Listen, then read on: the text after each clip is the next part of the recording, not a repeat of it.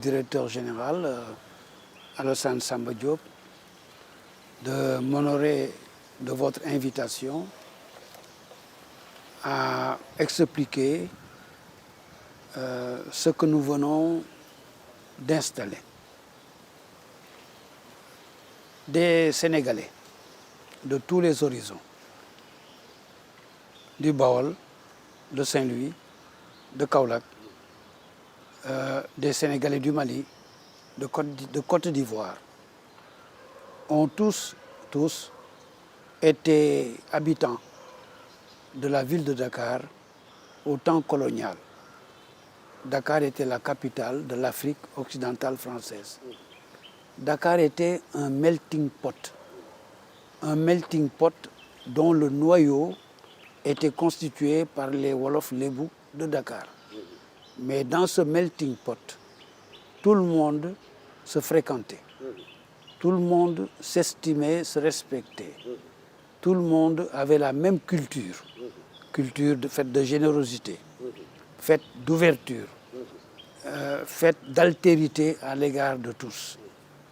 Alors, nous pensons et nous avons vu qu'à l'heure actuelle, la ville de Dakar ne répond plus à ce statut. La ville de Dakar est devenue, comme toutes les grandissimes villes du monde, un endroit où tout le monde se regarde, où chacun est seul, avec sa fortune peut-être, ou avec sa misère. Chacun est tout seul. Il n'y a plus cette vie commune que nous avions à Dakar. Et de grandes questions se posent aussi parfois dans la vie nationale et dans la vie internationale.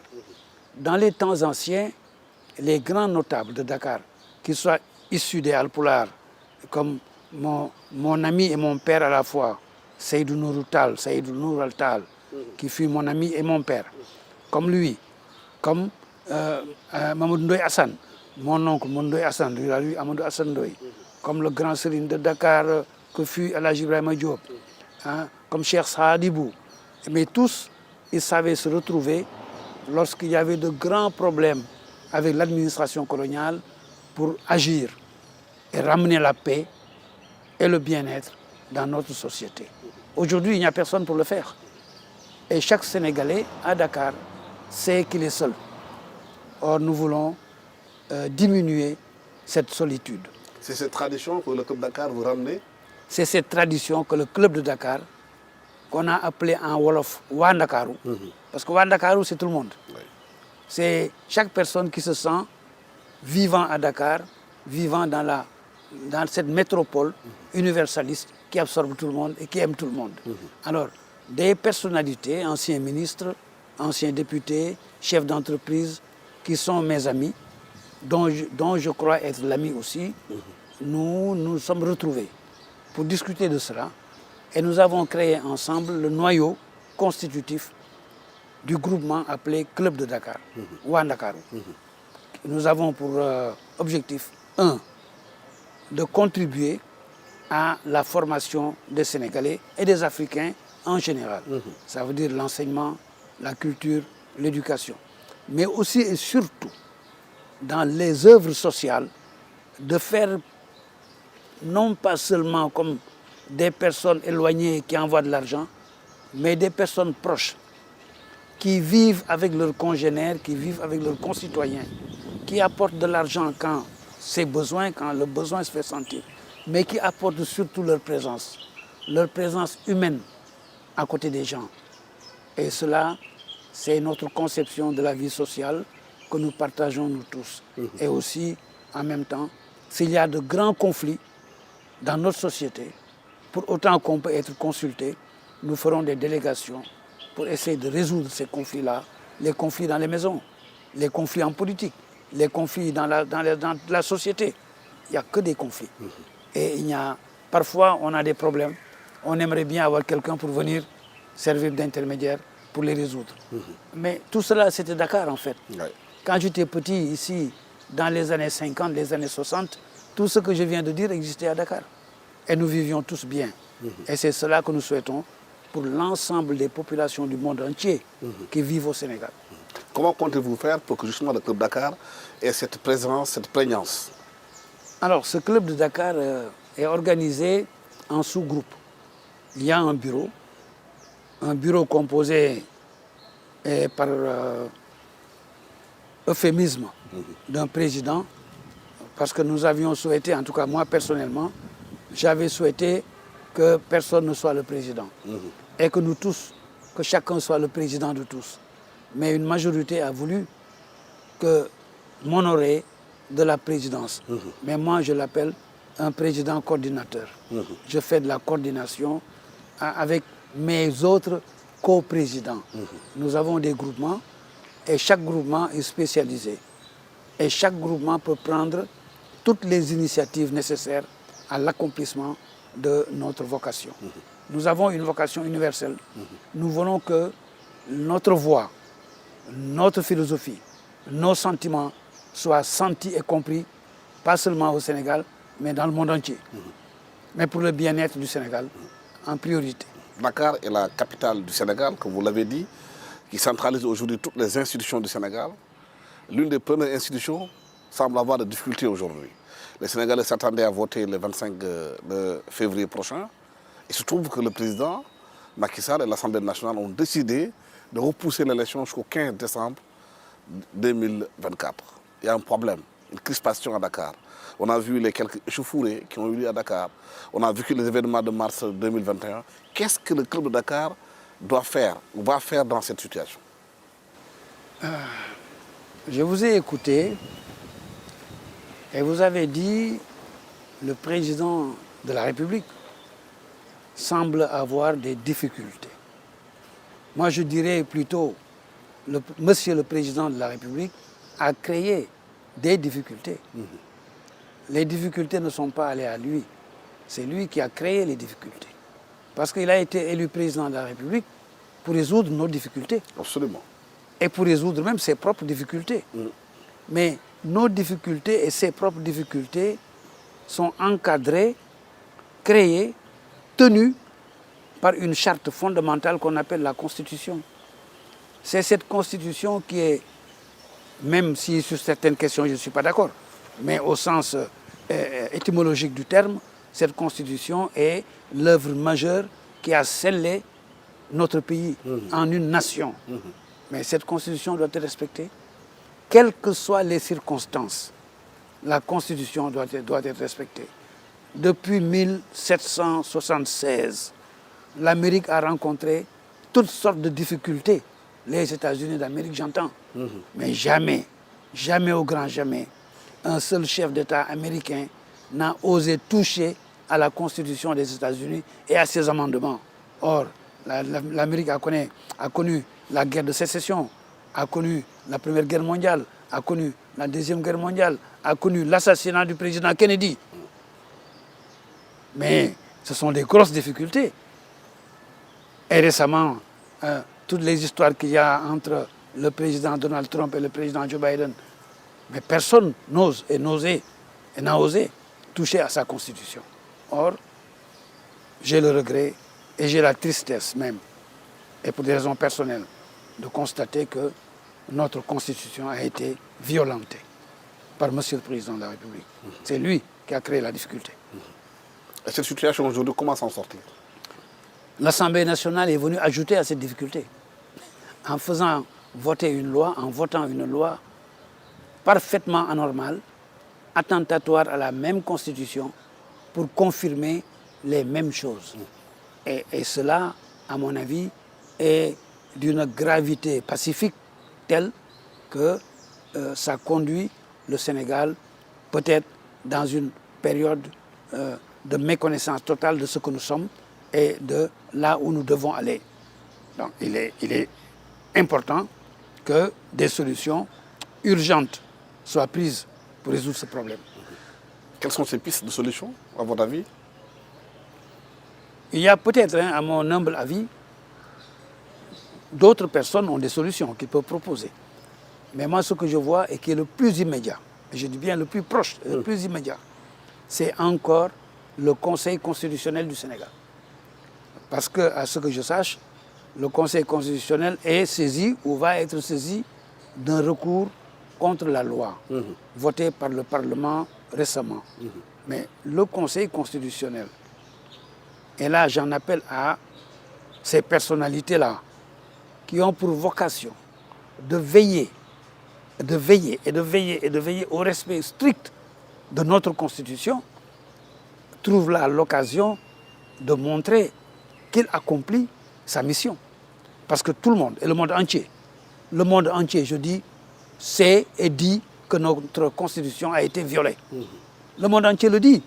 Mais ce que le monde entier le dit, mais notre Conseil constitutionnel ne doit avoir aucun problème à le dire. Et là, ce Conseil rentre dans l'histoire. C'est le moment pour le Conseil constitutionnel, qui a été décrié depuis 1992, de redorer son blason, de montrer qu'enfin, il est dans le sens de l'histoire. Ce que l'histoire veut, il faut le faire.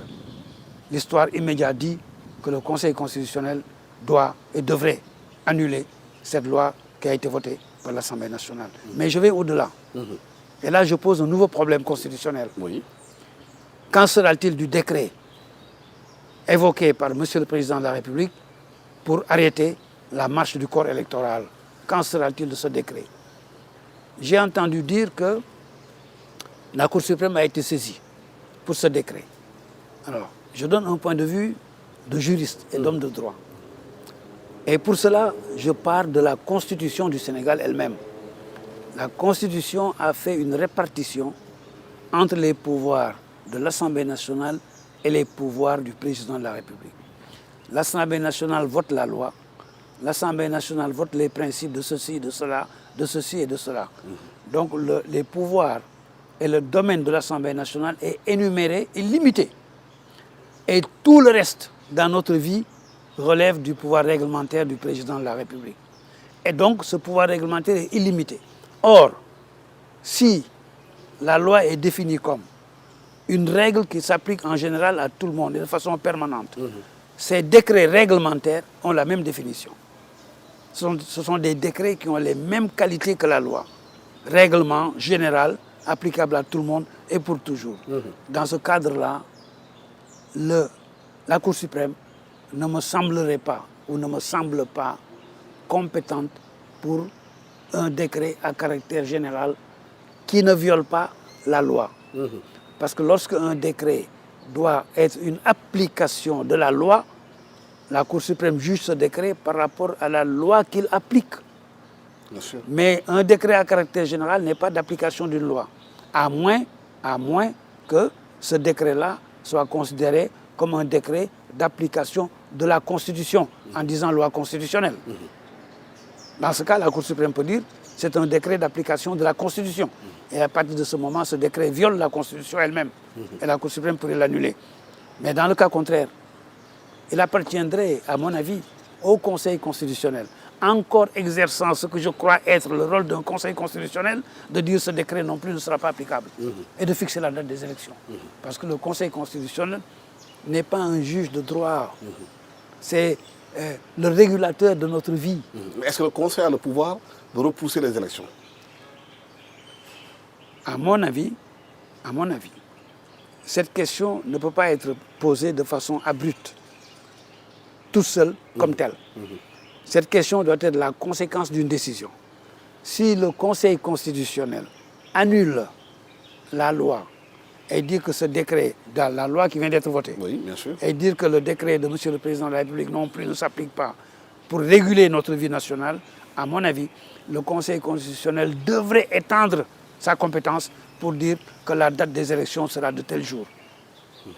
Parce qu'il s'agit de la régulation de notre vie. Absolument. Le Conseil constitutionnel, contrairement à tout le monde pense, a pour rôle de réguler la vie publique du Sénégal, n'a pas pour rôle d'appliquer des lois. Mais il y a aussi les arguments qui ont été avancés par le président en disant qu'il y a un conflit entre le Conseil constitutionnel et l'Assemblée nationale, qu'on parle de corruption. C'est pourquoi il a pris cette décision de faire repousser les élections. Ça tient ces arguments? Écoutez, si je parle en Wolof, un peu de Wolof, pour ceux qui comprennent le Wolof, ma tante adoptive qui m'a éduqué, elle disait toujours « Ku am sak till, nandal meew ». Ça veut dire que quand on veut faire quelque chose, ou quand on aime quelque chose, on lui trouve toujours des arguments. Mais toutes les opinions qui sont exprimées, notamment tous les professeurs d'université, dont j'ai lu la chronique, notamment tous les journalistes, notamment tous les États du monde, n'ont pas accepté cette argumentation. Ce n'est pas la peine que je réponde. Il y a aussi un autre débat qui a été posé, c'est-à-dire que si le Conseil constitutionnel retoque la loi qui a été votée à l'Assemblée nationale, le président peut évoquer l'article 52 de la Constitution. Entendez, le Conseil constitutionnel, à mon avis, bon, je ne sais pas quel sens vous donnez au mot retoquer. Moi, je dis annule. Annule. Oui. Annule la loi, tout simplement. Tu l'annules. Attendez, vous savez ce qu'est l'article 52 de la Constitution? L'article 52 de la Constitution est le pendant, la répétition, virgule par virgule, mot par mot, du texte de la Constitution française de 1958. C'est le général de Gaulle qui, après la guerre d'Algérie, après ceci, après cela, après le maréchal Salan, avec tous les troubles qu'il a eu, qui fait voter sa Constitution, qui s'est réservé la possibilité, en cas de retour de ces crises graves, de remplacer toutes les institutions, de remettre l'ordre dans le pays, comme il avait tenté de le faire entre 1939 et 1945. Parce que lorsque le désordre a été total et général en France, le général a tenté de rétablir l'ordre français en allant à Londres. Vous connaissez cette histoire. Mais ceci est resté dans sa tête. Et après les événements d'Algérie et la révolte des maréchaux et des généraux de France, et qu'il a fait arrêter tous les généraux qui étaient en Algérie, et qu'il a fait voter sa nouvelle constitution, il s'est réservé un pouvoir exceptionnel pour lui. Lorsque les institutions de la République, l'indépendance de la nation, toutes les personnes de ma génération qui ont fait les universités françaises et qui ont fait, dans leur premier cours de droit, c'est le premier article qu'ils apprenaient. Et on le donnait en examen pour le commenter. Ça veut dire tout simplement, il fallait qu'on arrive à un moment où l'Assemblée nationale ne peut pas être convoquée, ne peut pas être réunie. Le Conseil constitutionnel ne peut pas être convoqué, ne peut pas être réuni. La justice ne peut pas être convoquée, ne peut pas être réunie. Est-ce qu'on est dans cette situation-là? Non. Bien sûr que non. Quand le Conseil constitutionnel va annuler cette loi, est-ce qu'on sera dans cette situation? Bien sûr, non. Convoquer l'article 52, pourquoi faire? Pour dire j'ai pris tous les pouvoirs du Sénégal parce que rien ne fonctionne, même les cars rapides ne courent plus, ne roulent plus. Pas du tout. Donc, non, il ne faut pas s'amuser avec les institutions. On ne joue pas avec les normes qui font de notre pays un pays. Quand je disais tout à l'heure Wandakaru, je vous disais Wandakaru, c'est le Malien qui est né avec moi à Dakar, dont le père vient de Bamako. Wandakaru, c'est quoi? Le Saint-Louisien, dont le père vient de Saint-Louis et qui nous a enseigné comme instituteur à Dakar. Wandakaru, c'est quoi? Wandakaru, c'est le Peul qui était avec moi ici à la rue Sandinieri. On volait les mangues. Nous sommes tous Wandakaru. Le mandat du président... Donc, nous avons une nation, il ne faut pas détruire notre nation. Ouais. Le mandat du président expire normalement le 2 avril prochain. Si on arrive à cette date, qu'est-ce qui va se passer? Il faudrait qu'avant cette date, le Conseil constitutionnel annule tout ceci, nous fixe une date en gagnant sur le temps un peu les quelques jours perdus et les quelques semaines perdues. Ça, on le pardonnera au Conseil constitutionnel. C'est son œuvre de régulation de la vie du peuple. Et en ce moment, nous arriverons le 2 avril avec une passation de service normale. Mais, à supposer que cela ne soit pas, nous aurons un président qui n'aura pas été élu. Est-ce que le président de l'Assemblée nationale peut continuer le mandat et organiser des élections? Je ne suis pas le bon Dieu, je ne connais rien de l'avenir. Je peux dire simplement, le 3 avril, on aura un président qui n'aura pas été élu. Quelles sont les conséquences de tout ça? On aura un président qui n'aura pas été élu. Comme tous les présidents du monde qui n'ont pas été élus, qui disent « je suis le président de la République ». Ça existe dans beaucoup de pays. Et en ce moment, le monde entier, et chacun selon ses intérêts, en tirera les conséquences qu'il sait.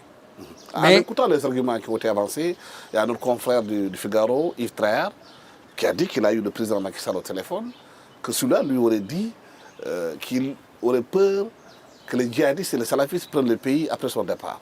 C'est l'une des raisons profondes qui l'aurait poussé à remettre en cause le scrutin du 25 février. Vous savez, moi, ma plus grande peur de ma vie est la mort. Je ne souhaite pas du tout mourir.